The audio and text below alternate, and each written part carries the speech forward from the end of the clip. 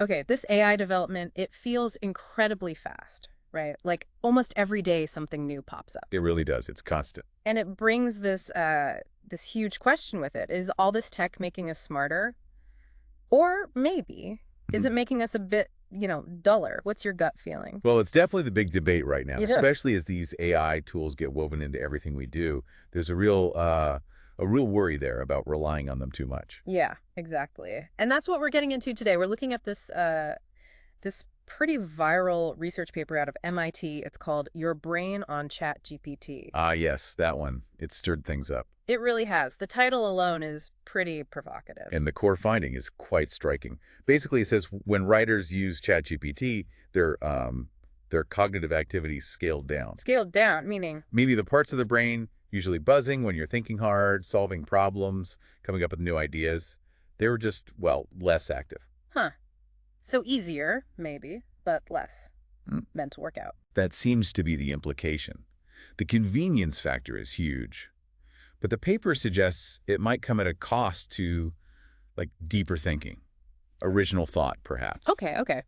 The paper uses some relatable examples, doesn't it, to make this point? It does. Analogies that make intuitive sense. Like relying totally on GPS and then realizing you have no idea how to actually get anywhere on your own. Exactly that.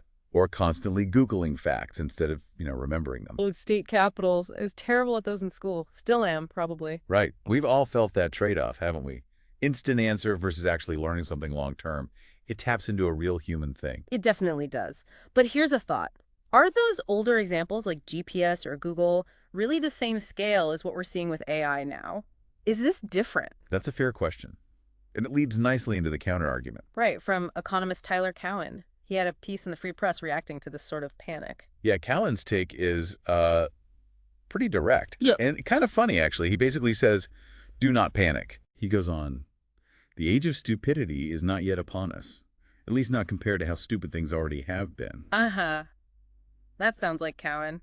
Always a bit provocative. And just for context for everyone listening, he's not just some random commentator. No, not at all. He's a serious economist. Holbert L. Harris, professor at George Mason University, wrote The Great Stagnation. Right. A book that questioned if innovation had slowed down. So he's thought a lot about progress and maybe the lack of it. His view on AI carries weight. Definitely.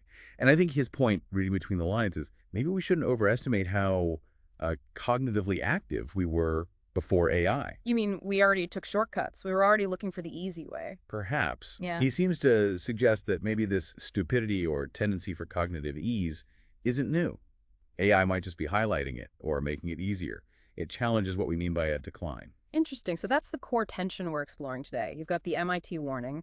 AI use might lower cognitive activity. And then Cowan saying, basically, calm down. Maybe we weren't that smart to begin with. Exactly. And figuring out what this means for you listening right now is key. Yeah, this isn't about scaring anyone. It's about getting a clearer picture of how these tools actually interact with how you think, how you find information, how you work. It's prompting us to be more mindful about our own usage, really. So wrapping up, if Cowan's right, and maybe the age of stupidity isn't some new horror show AI is ushering in, what, Ivan? Does AI just make our existing tendencies for mental shortcuts more obvious, more Or amplified? does it force us to completely rethink what intelligence even means now, when answers are just there instantly? Yeah. What does smart look like in this new world? Definitely something to chew on.